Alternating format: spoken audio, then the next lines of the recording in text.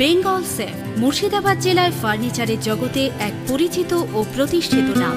57 বিবি Sen road, Baharampur, Murshidabad.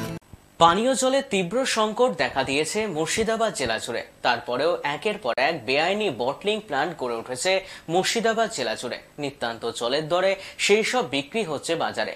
স্থানীয় মানুষ কিনেও নিচ্ছেন 10 টাকার 20 লিটারের জারিকেন। অথচ এই সব কোম্পানির না আছে সরকারের অনুমতি, না আছে সরকারি শংসাপত্র। আইএসআই নামক চিহ্ন থাকাটা যে দরকার সে কথাও জানেন না অনেকে। ঠিক এমনই চিত্র লক্ষ্য করা গেল মুর্শিদাবাদের ভগবানগোলা, রানীতলা, সাগরদিঘি, লালবাগ ও লালগোলা এলাকায়। কয়েক মাস আগে সাগরদিঘির দস্তরহাট এলাকা থেকে একজন অবৈধভাবে পানীয় জল বিক্রেতাকে আটকও করা হয়। তারপরেও সতর্ক হয়নি কেউ। ঠিক আছে, ওই বাড়ি নেই, এই দোকান খুলবেন না।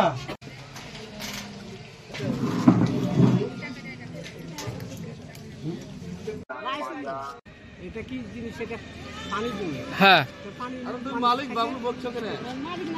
মালিক তোমার এটা তো সম্পূর্ণ হচ্ছে আমাদের ইন্ডিয়ার গভর্নমেন্ট এবং জিওলজিস্ট, ফুড সেফটি অফিসারের দেখার দায়িত্ব। আমি অনেকবার এই সম্বন্ধে কমপ্লেন দিয়ে এসেছি ফুড সেফটি অফিসে এবং ডিএম অফিসেও দিয়ে এসেছি। আমার কাছে লিখিত কমপ্লেনের কপি আছে এবং আমাদের লোকাল যেটা অথরিটি থানা এবং বিডিও সাহেবকে জানিয়েছি যে অবৈধভাবে যে কাজগুলো হচ্ছে এতে তো অনেক ক্ষতিকারক এবং হচ্ছে আপনার একটা কি এরা প্রথমত হচ্ছে কোনো প্রকারের কোনো মিনারেল দেয় না, কোনো প্রকারের টেস্ট নেই, বছরেও একবার হয়তো টেস্ট হয় না। টেস্টের একটা ম্যানুফ্যাকচার ইউনিটের টেস্টের অবশ্যই দরকার যে আদৌ মানুষ কি খাচ্ছে না খাচ্ছে। এটা মানুষের কাছে যেহেতু পান করা জল, সেটাকে অবশ্যই কোয়ালিটি মেনটেন্যান্স এবং হচ্ছে টেস্টিংয়ের অনেক প্রয়োজন আছে। এটা তো ইনলিগ্যাল কাজ, যেহেতু মিনি আরোগুলা এরা তো কোনো টেস্টিংয়ের কোনো প্রয়োজনও মনে করে না।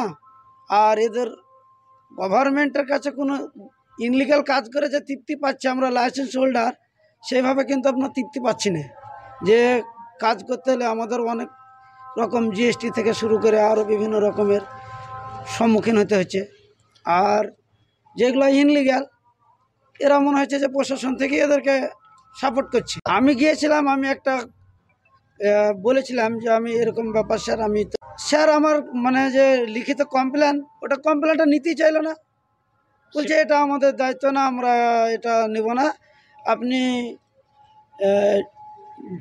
ডিস্ট্রিক্ট অফিসে যে দিয়ে আসুন, কিংবা ডিএবি একটা যে আমাদের মুর্শিদাবাদে অফিস আছে এবং হচ্ছে ডিএম অফিসে আমি অ্যাডিশনাল এসপির সঙ্গেও দিয়ে এসেছি একটা লিখিত কমপ্লেন। আশ্বাস বলতে হ্যাঁ দেখছি, করব, এবং আমার কাছে প্রতি মাসে জিএসটি রিটার্ন করতে হচ্ছে। এটা অনেক টাকা, প্রায় 1 লাখ টাকা গভর্নমেন্টের কাছে ট্যাক্স যাচ্ছে, কিন্তু যার ফলেও আমাদের প্রতি কোনো রেজাল্ট নেই।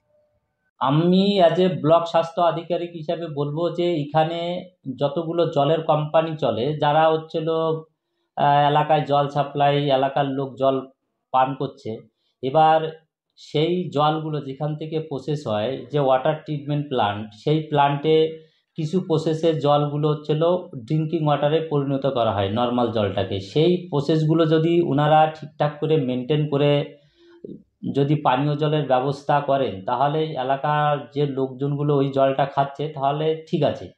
কিন্তু এবার সেই ওয়াটার ট্রিটমেন্ট প্ল্যানে আদৌ সেই পদ্ধতিতে জল প্রসেসিং করে তৈরি হচ্ছে কি না, সেটা হচ্ছিল আমাদের একটু সবাইকে কিন্তু এটা দেখতে হবে। না হলে এই জল খেয়ে মানুষের বিভিন্ন ধরনের রোগ হওয়ার সম্ভাবনা, পেটের রোগ, অনেক ধরনের রোগ আছে জল থেকে যেগুলো হয়, সেগুলো হোক কিন্তু বেশি পরিমাণে হতে থাকবে।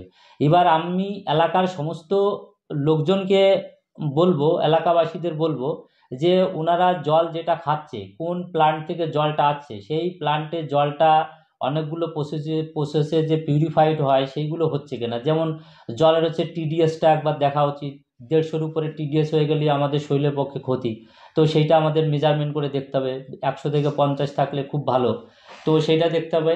এবার হচ্ছিল যে আরও পদ্ধতিতে জল পিউরিফাই করা হয়, আলট্রাভায়োলেট আর্ট আছে, ইউভি আছে, ইউএফ আছে, এতগুলো পদ্ধতিতে পরে কিন্তু আমাদের নর্মাল জলটা ড্রিঙ্কিং ওয়াটারে পরিণত হয়। এবার সেই প্যারামিটারগুলো মেজারমেন্ট এখন যারা এই ওয়াটার ট্রিটমেন্ট প্ল্যানে আছে তারা যদি ঠিকঠাক করে করে তাহলে ঠিক আছে, আর যদি সেইগুলো ঠিকঠাক করে না করে তাহলে ধরে নিতে হবে সেইগুলো ছিল অবৈধ ওয়াটার প্ল্যান্ট।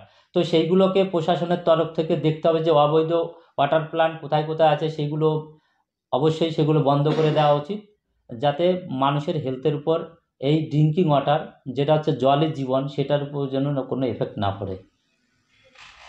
পশ্চিমবঙ্গটাই অবৈধ পরিণত হয়েছে সেটা এটার ব্যাপারে আমি কোনো মতামত আমি কিছু বলবো না, কিন্তু আমার এই এলাকায় যারা বলছে, যারা দোকানদাররা যারা বিক্রি করছে, তাহলে ওনারা যেহেতু বিজনেসের সাথে সরাসরি যুক্ত অবশ্যই এরকম কোনো খবর পেয়েছে, তো সেইগুলো আমি জাস্টিফাই সেখানে ইনভেস্টিগেশনে না গিয়ে সেইগুলো তো বলা মুশকিল।